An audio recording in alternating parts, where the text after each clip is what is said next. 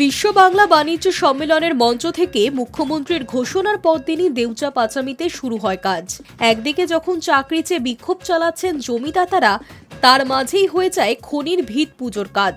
এবার সেই দেউচা নিয়ে সতর্ক বার্তা অনুব্রতর মুখে। তবে সেই আগের মতো চড়া সুর নয়। জেল থেকে ফিরে কেষ্ট সুর এখন নরম, তাই বিনম্রভাবেই সাধারণের কাছে কাতর আর্জি রাখলেন। কি বার্তা তার? সোমবার মোহাম্মদ বাজার কমিউনিটি হলে আয়োজিত জমির পাট্টা বিলির একটি অনুষ্ঠানে যোগদান করেছিলেন অনুব্রত মণ্ডল। জেল থেকে ফেরার পর নতুন বছরেই নিজের হারানো পদ ফিরে পেয়েছেন কেষ্ট। পুনরায় হয়েছেন গ্রামীণ উন্নয়ন গোষ্ঠীর চেয়ারম্যান, আর সেই পদ ফিরে পাওয়ার দরুন এই পাট্টা বিলির অনুষ্ঠানে হাজির হন তিনি। সেখান থেকে এলাকাবাসীর উদ্দেশ্যে বিনম্র সুরে অনুব্রত আর্জি করেন, কয়লা শিল্পের কাজে কোনো বহিরাগত প্ররোচনায় পা দেবেন না। যদি কেউ খারাপ পরামর্শ দেয়, হাত জোর করে বলবো দয়া করে আমাদের জানাবেন, এই প্রজেক্টটা নষ্ট করবেন না। এরপর কেষ্টর দাবি, আমি জোর গলায় বলতে পারি কোনো মানুষকে ঠকানো হবে না। মমতা ব্যানার্জির চিন্তাধারা আলাদা।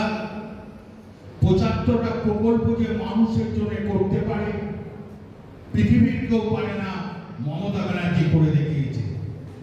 আমাদের এখানে সামান্য চাকরি নয়, লক্ষ লক্ষ ছেলে রোজগার হবে এই দেউচা পাচামিতে।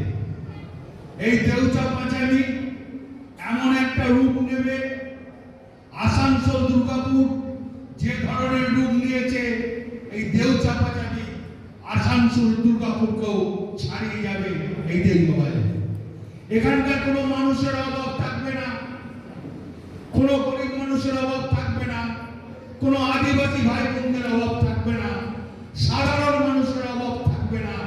আর একটা কথা বলে দিই, কোল এরিয়া যতটা করবে সব জায়গায় ক্যাম্প হবে, ডিএম সাহেব আছে, আধিকারিকরা সবাই আছে, কারো কোথায় বিভ্রান্ত করবেন না। যদি কেউ বিভ্রান্ত আপনাদের যদি খারাপ পরামর্শ দেয়, জোরাত করে বলবো দয়া করে ডিএম সাহেব হোক আমাদের নিয়ে খবরটা দেবেন, কারো পাল্লায় করবেন না, এত সুন্দর প্রজেক্টটা নষ্ট করবেন না। আমি জোর গলায় বলতে পারি, কোনো মানুষ পেছিয়ে পড়বেন না, কোনো মানুষকে ঠকানো হবে না। এ মমতা ব্যানার্জির স্বপ্ন। অবশ্য পাট্টা বিলির অনুষ্ঠান থেকে বেরোতেই যেন একটু আত্মবিশ্বাসী হয়ে ওঠেন অনুব্রত। বলেন, যদিও কোনো বহিরাগত প্ররোচনায় আমাদের কিছু যায় আসে না, কারণ এলাকার মানুষ কাজ পাচ্ছেন, এলাকার উন্নতি হচ্ছে। উল্লেখ্য, দেউচা পাচামি ঘিরে জমি জট এখনও সম্পূর্ণরূপে কাটেনি বললেই চলে। ইতিমধ্যেই এলাকার মানুষের সমস্যার সমাধান করতে 4 জায়গায় ক্যাম্প তৈরি করে জমি জট কাটানোর প্রচেষ্টা শুরু করেছে প্রশাসন। সেই ক্যাম্পের আবেদনের ভিত্তিতে আয়োজন হয়েছিল পাট্টা বিলি অনুষ্ঠান। মোট 113 জনের হাতে জমির পাট্টা তুলে দেওয়া হয় প্রশাসনের তরফে। High news network.